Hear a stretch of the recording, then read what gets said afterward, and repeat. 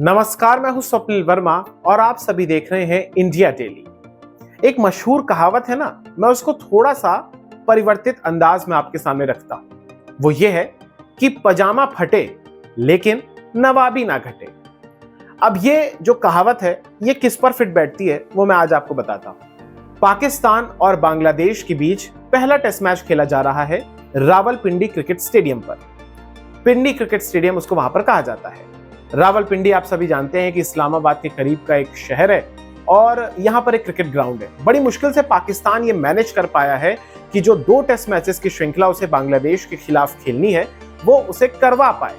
यानी पाकिस्तान जिसे अगले बरस चैंपियंस ट्रॉफी जैसा एक बड़ा टूर्नामेंट होस्ट करना है, वो अपने यहाँ 2 टेस्ट मैचेस की श्रृंखला तक नहीं करा पा रहा है। पाकिस्तान के एक्सपर्ट्स तक ये कह रहे हैं कि हमारे पास जो काफी सारे टेस्ट क्रिकेट के सेंटर्स हुआ करते थे, अब वो खंडहर बन चुके हैं। बहरहाल बात आज पाकिस्तान में क्रिकेट के इंफ्रास्ट्रक्चर पर नहीं बल्कि पाकिस्तान के टीम स्ट्रक्चर पर होगी। पाकिस्तान ने कैसे खुद की ही फजीहत करा ली है। अब होता यह है कि बांग्लादेश की टीम पाकिस्तान का दौरा कर रही है, तो बांग्लादेश और पाकिस्तान के बीच 2 टेस्ट मैचेस की श्रृंखला खेली जा रही है। पहला टेस्ट मैच रावलपिंडी में है और दूसरा टेस्ट मैच भी रावलपिंडी में ही है। पहले वो कराची में होना था, लेकिन वहां पर पहले बोला गया कि कंस्ट्रक्शन का काम चल रहा है तो मैच हम करा लेंगे लेकिन दर्शक नहीं आएंगे। बाद में डिसीजन लिया गया कि ये मैच ही हम वहां नहीं कराते हैं, अच्छा नहीं लगता है कि भाई मशीन्स रखी हैं और मजदूरी का काम भी हो रहा है, कंस्ट्रक्शन वर्क भी चल रहा है, दोपहर में और रात में कंस्ट्रक्शन वर्क चल रहा है और सुबह गेम हो रहा है, तो लिहाजा इसे रावलपिंडी शिफ्ट कर दिया जाता है।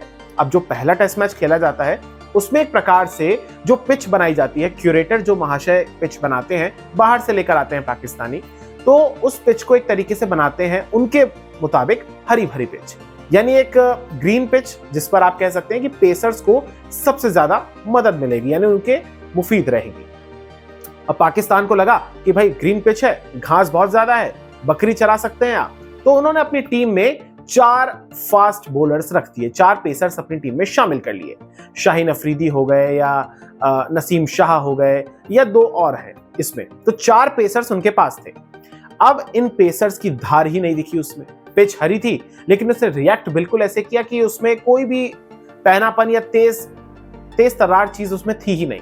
अब आपको मैं एक उदाहरण देता हूं, अगर आपके सामने मैं ये कहूं कि क्रिकेट की पिच बनी है, उसमें घास छोड़ी गई है, तो आपके हिसाब से आपको ये पता है कि वो एक तेज बॉलर्स के लिए, तेज गेंदबाजों के लिए वो सुटेबल रहेगी, उन्हें फायदा पहुंचाएगी, लिहाजा वहां पर बल्लेबाजों के लिए एक तरीके से मुश्किलात पैदा हो जाएंगी।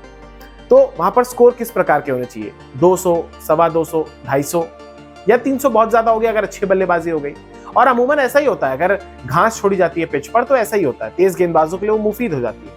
लेकिन यहां पर उल्टा हो जाता है। पाकिस्तानी पिच जो रावलपिंडी की है वो पाकिस्तानियों की तरह रही दोहरा चरित्र, और पाकिस्तानियों को ये लगता है कि उनके खिलाफ फिर से साजिश हो गई। अब बांग्लादेश पहले टॉस जीत जाता है, तो पाकिस्तानी जो कोच है वो ये कह देते हैं कि भाई बांग्लादेश टॉस जीत गया इसलिए ऐसा हो गया, अगर हम टॉस जीतते तो हम पहले बांग्लादेश को बल्लेबाजी कराते और हम उनको निपटा देते 3-4 दिन में ही। लेकिन हुआ नहीं। अब टॉस पर तो किसी का असर होता नहीं है, टॉस पर तो किसी का नियंत्रण है नहीं। तो अब होता यह है कि बांग्लादेश टॉस जीतता और इन्वाइट करता है पाकिस्तान को। पहला दिन बारिश से प्रभावित रहता है, उस दिन 40-41 ओवर के करीब होते हैं, तो उस दिन पाकिस्तान शुरुआती झटके के बाद किसी तरीके से अपने आप को संभालता है और सैम अयूब हो या जो उनके एक और बल्लेबाज हैं वो दोनों लगा देते हैं अर्धशतक। रिजवान भी अच्छा उस दिन खेलते हैं पहले दिन, और एक तरीके से जो पाकिस्तान की बल्लेबाजी है वो अपने आप को संभाल लेती है। लेकिन यहाँ पर आप ये देखिए कि सैम अयूब और साउथ शकील जो पहले दिन अच्छा खेलते हैं, हाफ सेंचुरीज लगाते हैं, वो अगले दिन भी अच्छा खेलते हैं, और जो साउथ शकील हैं वो 141 रन की पारी खेलते हैं, शानदार सेंचुरी लगाते हैं।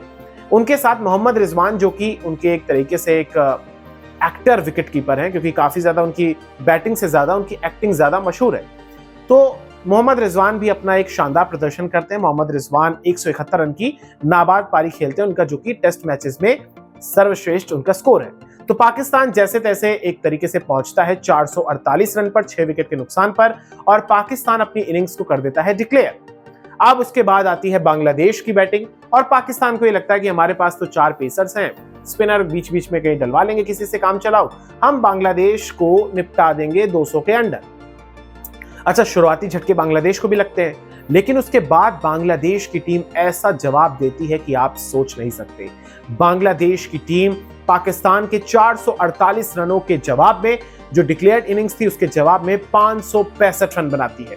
जी हां, एक बार आप फिर से सुन लीजिए, 565 रन। अब 565 रन बनाती है पाकिस्तान के होम ग्राउंड पर। सोचिए, होम एडवांटेज पाकिस्तान को मिलना चाहिए था, लेकिन यहां एडवांटेज मिल गया बांग्लादेश को, क्योंकि पाकिस्तान के बॉलर्स में वो धार ही नहीं दिखी जो बांग्लादेशी बल्लेबाजों को डरा सके। अब काफी अनुभवी बल्लेबाज है बांग्लादेश के मुशफिकुर रहीम ने 191 रनों की पारी खेली है। मैं आपको बताता हूं, ये उनका एक तरीके से पाकिस्तान के खिलाफ एक अच्छा स्कोर है। उन्होंने 191 रन बनाए 341 गेंदों पर, मुशफिकुर रहीम ने। इसके अलावा मोमिनुल ने 50 रन की पारी खेली, एक अर्धशतक। शादमान इस्लाम जो कि उनके ओपनर है, उन्होंने 93 रन बनाए। लिटन दास, उन्होंने 56 रन की पारी खेली, और मेहंदी हसन मिराज जो कि 8वें नंबर के बल्लेबाज हैं, वो 77 रन की पारी खेल के गए हैं। यानी कि इस पारी में आप देख सकते हैं कि 4 अर्धशतक लगे हैं और 1 शतक लगा है। बांग्लादेश ने 565 रन बनाए, 10 विकेट उनको गिर गए। मुख्य बात यह है, मेन इंपॉर्टेंट बात यह है कि 167 ओवर उन्होंने खेले हैं, 167 ओवर्स और 3 गेंदें उन्होंने बल्लेबाजी करी है। पाकिस्तानी गेंदबाजों के छक्के छुड़ा दिए, थका दिया उनको जबरदस्त तरीके से, 100 रन से ज्यादा की लीड ली। और मजे की बात यह है कि आज 5वां दिन है। इस समय जब ये वीडियो आप देख रहे होंगे तो बैटिंग पाकिस्तानी बल्लेबाज कर रहे होंगे, लेकिन यहां पर पाकिस्तान अपनी इज्जत बचाने के लिए खेल रहा है। अब ये मैच ड्रॉ की तरफ बढ़ रहा है, और अगर आप इसमें आप हैरत में मत जाइएगा अगर पाकिस्तानी बल्लेबाज एक अच्छा सेशन खेल गए, यानी कि व्यंग में मार रहा हूं, अगर पाकिस्तानी बल्लेबाज नहीं खेल पाए अच्छा, जैसे कि वो करते हैं, कोलैप्स उनका हो जाता है, तो हो सकता है बांग्लादेश इस टेस्ट मैच को जीतने की सूरत में आ जाए। बस बांग्लादेश को ये करना है कि बांग्लादेश अच्छी तरीके से बॉलिंग करे, सही लाइन और लेंथ के साथ बॉलिंग करे। कैप्टन जो है उनके शांतो, वो अच्छे तरीके से फील्ड प्लेसिंग करें, अच्छे तरीके से अपने बॉलर्स का इस्तेमाल करें, तो हो सकता है कि बांग्लादेश इस टेस्ट मैच को जीतने की सूरत में आ जाए। लेकिन हाँ, एक चीज कंफर्म है कि ये टेस्ट मैच ड्रॉ की तरफ बढ़ रहा है, बशर्ते पाकिस्तान कोलैप्स ना हो जाए। हाँ, बांग्लादेश इस टेस्ट मैच को अब हार नहीं सकता, क्योंकि अब वक्त एक दिन का ही बचा है और आज आखिरी दिन है, तो मुझे उम्मीद नहीं है, लगता, हालांकि क्रिकेट में कुछ भी हो सकता है, लेकिन बांग्लादेश कम से कम इस मैच को हारेगा नहीं अगर वो कोई गलत हरकत ना कर दे। तो बहरहाल पाकिस्तान अपनी ही जाल में फंस चुका है। पाकिस्तान ने जो गड्ढा खोदा था उसी में वो गिर चुका है। पाकिस्तान को लगा कि ये हरी भरी पिच होगी, मजा आ जाएगा, तेज गेंदबाज शानदार तरीके से उड़ा देंगे, बूंदियां उड़ा देंगे बांग्लादेश की, लेकिन ऐसा कुछ नहीं हुआ। अलबत्ता बांग्लादेश ने ही करारा जवाब दिया पाकिस्तान को, और अब मैच इस मुहाने पर खड़ा है कि पाकिस्तान अपनी इज्जत बचाने के लिए खेल रहा है, और ये रावलपिंडी का वही ग्राउंड है जिसे कई बार डिमेरिट पॉइंट्स भी मिल चुके हैं।